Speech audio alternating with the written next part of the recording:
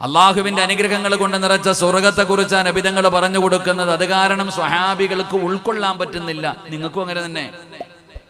ഇനി എന്തെല്ലാം പറഞ്ഞുകൊണ്ട് അള്ളാഹുവിന്റെ സ്വർഗത്തിലെ അനുഗ്രഹങ്ങളെ കുറിച്ച് പറഞ്ഞു തന്നാൽ എനിക്കും നിങ്ങൾക്കും നമ്മുടെ ബുദ്ധി വെച്ച് നോക്കിയാൽ തിരിയില്ല. അത് ഖിയാമത്ത് നാൾ വരെ തിരിയില്ല. ഒരു ഉദാഹരണം ഞാൻ പറയാം. നബി സല്ലല്ലാഹു അലൈഹി വസല്ലമ തങ്ങൾ പറഞ്ഞു, ഇന്ന ഫിൽ ജന്നത്തിലെ ഷജറ, സ്വർഗത്തിലൊരു മരമുണ്ട്, ഒരു തണൽ വൃക്ഷം. അതിന് വലിയ പ്രത്യേകതയുള്ള മരമൊന്നുമല്ല. സ്വർഗത്തിലൊരു മരമുണ്ട്. ആ സ്വർഗത്തിലെ ഒരു മരത്തിന്റെ ചുവട്ടിലൂടെ നിങ്ങൾ ആരെങ്കിലും നടക്കുകയല്ല, ഒരു വാഹനപ്പുറത്ത് സഞ്ചരിക്കുകയാ.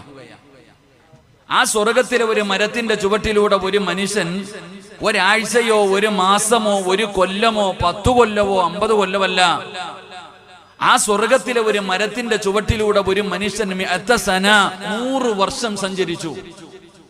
100